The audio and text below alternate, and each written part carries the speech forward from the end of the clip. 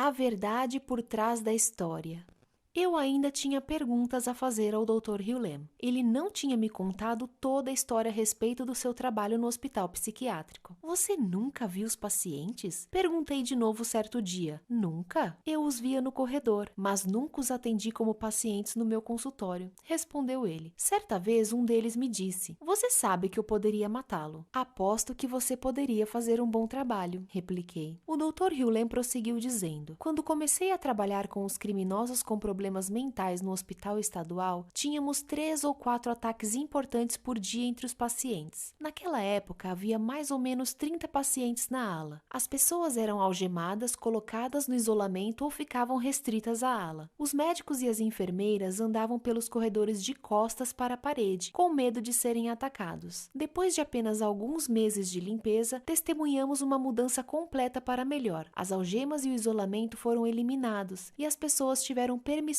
para sair e fazer as coisas como trabalhar e praticar esporte. Mas o que ele fez exatamente para iniciar essa transformação? Precisei assumir uma completa responsabilidade dentro de mim por ter tornado os problemas concretos fora de mim, disse ele. Tive que purificar os meus pensamentos tóxicos e substituí-los por amor. Não havia nada errado com os pacientes. Os erros estavam em mim. Como explicou o Dr. Hughlem, nem os pacientes nem mesmo a ala sentiam amor. Assim, ele amava tudo. Eu olhava para as paredes e percebia que elas precisavam ser pintadas, me disse ele, mas a nova tinta não aderia, descascava imediatamente. Eu então disse às paredes que as amava. Um dia, alguém decidiu pintá-las e dessa vez a tinta aderiu. Esse comentário me pareceu no mínimo esquisito, mas eu estava me acostumando com as coisas que ele dizia. Finalmente, fiz a pergunta que mais estivera me incomodando. Todos os pacientes foram liberados? 2 deles nunca o foram, respondeu o Dr. Hughlem. Foram transferidos para outro lugar. De resto, a ala inteira ficou curada. Ele então acrescentou algo que verdadeiramente me ajudou a compreender o poder do que ele fizera. Se você quiser saber como eram as coisas durante aqueles anos, escreva para Omaka Okala Hamaguchi. Ela trabalhou como assistente social no período em que estive lá. Segui o conselho dele. Ela escreveu o seguinte para mim: Caro Joey, obrigada por esta oportunidade. Quero que você saiba que estou escrevendo em colaboração com um assistente social que trabalhou na unidade com o Dr. Hughlem. Fui a assistente social designada para a recém-inaugurada unidade forense no Hospital Psiquiátrico Estadual do Havaí. Essa unidade se chamava Unidade de Segurança Intensiva Fechada. Ela abrigava pacientes detentos que frequentemente haviam cometido delitos graves e monstruosos, como assassinato, estupro, agressão, assalto, assédio e combinações desses delitos, e também tinham sido diagnosticados com graves distúrbios mentais ou com possibilidade de tê-los. Alguns dos pacientes detentos tinham sido inocentados dos seus crimes por motivo de insanidade e condenados a permanecer naquele local. Outros eram completamente psicóticos e necessitavam de tratamento. E outros ainda estavam lá para serem examinados e avaliados para que fosse determinada a sua aptidão para prosseguir, ou seja, se eram capazes de compreender as acusações feitas contra eles e participar da própria defesa. Alguns eram esquizofrênicos, alguns sofriam do distúrbio bipolar e outros eram mentalmente retardados, ao passo que outros haviam sido diagnosticados como psicopatas e sociopatas. Havia ainda aqueles que estavam tentando convencer os tribunais de que eram uma ou todas as coisas que acabo de relacionar. Todos ficavam presos na unidade 24 horas por dia e só tinham autorização para sair para consultas médicas ou sessões no tribunal, e mesmo assim, escoltados e com algemas nos pulsos e nos tornozelos. Passavam a maior parte do dia em um aposento de reclusão, um quarto trancado com paredes e teto de concreto, um banheiro trancado e sem janelas. Muitos estavam intensamente medicados. As atividades eram poucas. Os incidentes eram ocorrências esperadas. Pacientes atacando a equipe, pacientes atacando outros pacientes, pacientes atacando a si mesmos, pacientes tentando fugir. Os incidentes com a equipe também representavam um problema. A equipe manipulando pacientes, acidentes, problemas com drogas, licença médica e seguro de acidentes no trabalho, conflito entre os membros da equipe, uma eterna rotatividade nos cargos de psicólogo, psiquiatra e administrador, problemas hidráulicos e elétricos e etc, etc, etc. O lugar era movimentado, explosivo, deprimente e incivilizado. Nem mesmo as plantas cresciam ali. E mesmo quando o setor foi transferido para uma nova unidade recém-reformada, muito mais segura e com área de recreação cercada, ninguém esperava que alguma coisa fosse realmente mudar. Assim, quando outro daqueles psicólogos apareceu, todos partimos do princípio de que ele tentaria agitar as coisas e implementar programas avançadíssimos, e em seguida partiria quase tão rápido quanto chegara. Todos já havíamos visto esse filme. Entretanto, dessa vez quem chegou foi o Dr. Hughlem, que além de ser uma pessoa bastante cordial, dava a impressão de não fazer quase nada. Ele não fazia avaliações ou diagnósticos, não oferecia nenhuma terapia e não aplicava testes psicológicos. Frequentemente chegava tarde, não comparecia às conferências sobre os casos e tampouco participava do registro de informações obrigatório. Em vez disso, ele praticava um processo esquisito de Ho'oponopono da identidade própria, que tinha alguma coisa a ver com assumir completamente a responsabilidade por si mesmo, olhar somente para si mesmo e permitir a remoção das energias negativas e indesejadas dentro de si mesmo. Vejam só, o mais estranho de tudo era o fato de que esse psicólogo parecia sempre à vontade e dava até mesmo a impressão de estar realmente se distraindo. Ele ria muito, divertia-se com os pacientes e com a equipe e parecia genuinamente gostar do que fazia. Ao mesmo tempo, todo mundo parecia amá-lo e apreciá-lo, mesmo parecendo que ele não trabalhava muito. E as coisas começaram a mudar. As celas de reclusão começaram a se esvaziar. Os pacientes estavam se tornando responsáveis pelas suas próprias necessidades e assuntos. Também começaram a participar do planejamento e a implementar programas e projetos para si mesmos. Os níveis de medicação também estavam caindo e os pacientes começaram a ter permissão para deixar a unidade sem estar algemados. A unidade adquiriu vida, ficou mais calma, mais leve, mais segura, mais ativa, mais divertida e mais produtiva. As plantas começaram a crescer, os problemas hidráulicos se tornaram quase inexistentes. Os incidentes de violência na unidade passaram a ser raros e a equipe pareceu mais harmoniosa, relaxada e entusiasmada. Em vez de problemas com a licença de saúde e a falta de pessoal, o excesso de pessoal e a perda de cargo se tornaram agora uma preocupação. Duas situações específicas exerceram em mim um impacto memorável. Havia um paciente que sofria gravemente de delírio e paranoia. Tinha um histórico de violência, havia ferido com gravidade várias pessoas tanto no hospital quanto em público, do lado de fora, e havia sido internado diversas vezes em hospitais.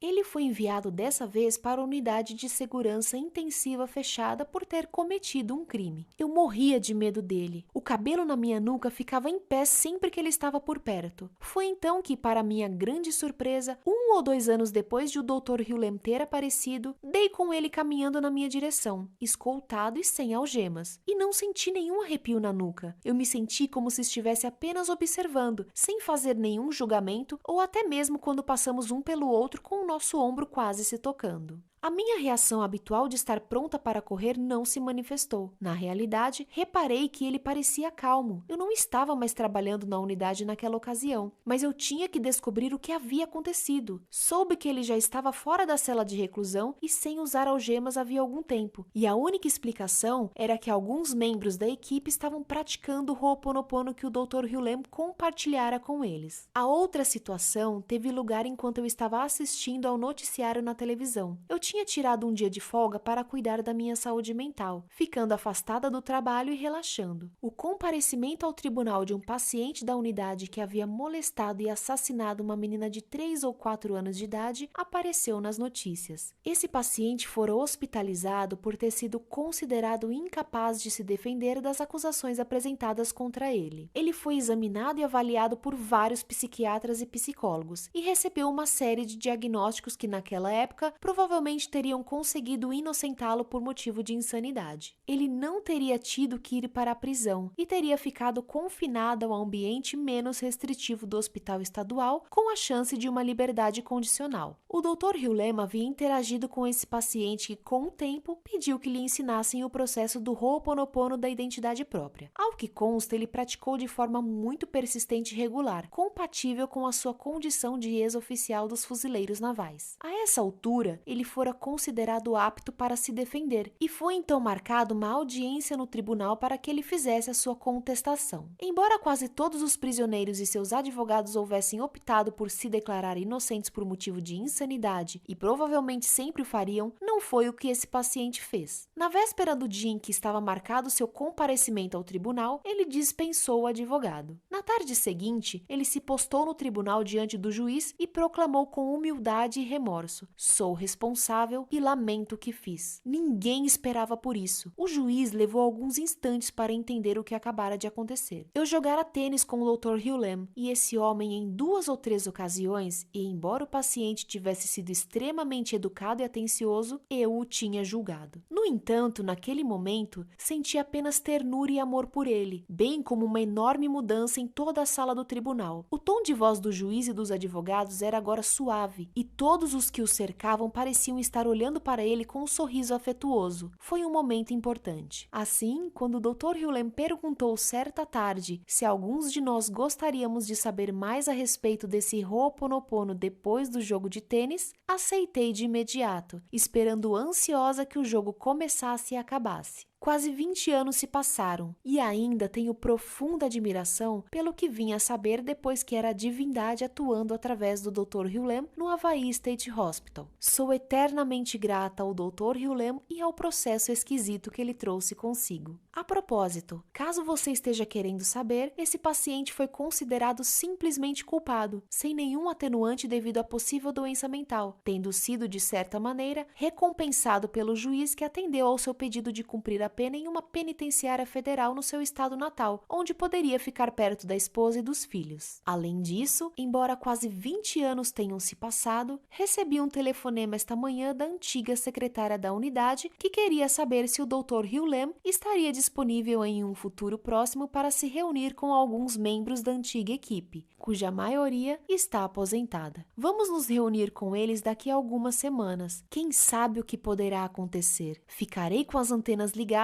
para captar novas histórias. Paz, O.H. Aí está! O Dr. Hugh Lamb havia de fato realizado um milagre no hospital. Ao praticar o amor e o perdão, ele transformou pessoas incorrigíveis e de muitas maneiras consideradas a escória da sociedade. Esse é o poder do amor. É claro que eu queria saber ainda mais. Quando eu estava completando a primeira versão preliminar desse livro, eu a enviei ao Dr. Hugh Lamb para que a revisasse. Eu queria que ele verificasse se ela estava precisa. Também desejava que ele preenchesse quaisquer buracos na história a respeito dos anos que passou naquele hospital psiquiátrico. Cerca de uma semana depois de receber o original, ele me enviou o seguinte e-mail. Ao Akua, esta é uma nota confidencial apenas para os seus olhos. Eu a escrevo depois de ler a versão preliminar de Limite Zero. Tenho outros comentários a fazer sobre essa versão, mas eu os deixarei para futuros e-mails. Está concluído, declarou Morna sem ser enfática. O que está concluído? Perguntei. O seu trabalho no Hawaii State Hospital está concluído. Embora eu sentisse o caráter final do seu comentário naquele dia de verão de julho de 1987, retruquei. Tenho que dar a eles 2 semanas de aviso prévio. É claro que isso não aconteceu. Nunca foi sugerido que eu fizesse isso. E ninguém no hospital mencionou essa possibilidade. Não voltei ao hospital, nem mesmo quando fui convidado para minha festa de despedida. Os meus amigos fizeram a festa sem mim. Os presentes de despedida foram enviados para o escritório da fundação no dia seguinte da festa. Adorei a minha permanência no hospital na unidade forense. Adorei as pessoas da ala. Em algum momento, não sei exatamente qual, deixei de ser o psicólogo da equipe e passei a ser um membro da família. Vivi em estreito contato com a equipe, os pacientes, as regras, as políticas, as panelinhas e as forças visíveis e invisíveis na ala durante 3 anos, 20 horas por semana. Eu estava lá quando as celas de reclusão, as algemas, a medicação e outras formas de controle eram modos de operação regulares e aceitáveis. Eu estava lá quando o uso das celas de reclusão e de algemas simplesmente se evaporaram em algum momento. Quando? Ninguém sabe. A violência física e verbal também se evaporou quase completamente. A redução no uso de medicamentos ocorreu por si só. Em algum momento, sabe-se lá quando, os pacientes passaram a deixar a unidade para atividades de recreação e de trabalho sem grilhões de metal e sem necessitar da autorização médica. A mudança na ala de um lugar desequilibrado e tenso para um local tranquilo ocorreu de forma simples e sem esforço consciente. A mudança da ala de um lugar que tinha uma carência de pessoal crônica para um local com excesso de funcionários simplesmente aconteceu. Desejo deixar claro que eu era um membro próximo e ativo da família na ala e não um espectador. De fato, eu não oferecia terapia, não aplicava testes psicológicos, não comparecia às reuniões da equipe sobre os pacientes. No entanto, eu estava intimamente envolvido com o funcionamento da ala. Eu estava presente quando surgiu o primeiro projeto de trabalho dentro da ala, assar biscoitos para vender lá fora. Eu estava presente quando apareceu a primeira atividade fora da ala, lavar carros. Eu estava presente quando o primeiro programa de recreação fora da ala teve início. Não deixei de executar as funções habituais do psicólogo da equipe por sentir que eram inúteis. Eu simplesmente o fiz por motivos desconhecidos.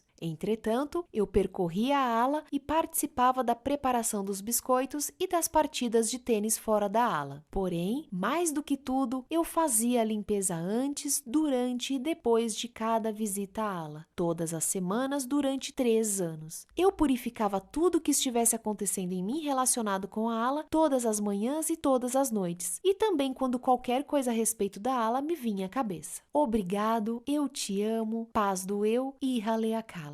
Adorei esse esclarecimento adicional. Ao mesmo tempo que revelou humildade da parte do Dr. Hughlem, também ajudou a explicar o que ele fez e o que não fez enquanto estava a serviço do hospital. Escrevi para ele e pedi a sua permissão para incluir neste livro o e-mail que ele me enviou, para que eu pudesse compartilhá-lo com os leitores. Ele respondeu com uma única palavra, a que eu esperava que ele escrevesse. Sim, o meu aprendizado com esse homem incrível ainda não terminou. Decidimos que começaríamos a oferecer seminários juntos, e é claro que seríamos coautores deste livro, mas pelo menos agora eu tinha a história completa a respeito de como ele ajudou a curar uma ala inteira de criminosos que sofriam de doenças mentais. Ele fez isso como faz tudo o mais, trabalhando em si mesmo. Ele trabalha em si mesmo com 3 palavras simples: eu te amo. É claro que você e eu podemos realizar o mesmo processo. Se eu precisasse resumir em breves etapas o método modernizado da identidade própria por meio do Ho'oponopono que o Dr. Hughlem ensina, o resultado talvez fosse algo assim. 1. Fazer uma limpeza contínua. 2. Agir em função de ideias e oportunidades que surgem no nosso caminho. 3. Fazer uma limpeza contínua. É isso aí. Esse talvez seja o caminho mais curto para o sucesso jamais criado. Talvez seja o caminho de menor resistência. Talvez seja o caminho mais direto para o estado zero. E tudo começa e termina com uma frase mágica: eu te amo. Essa é a maneira de penetrar a zona de limite zero. E sim,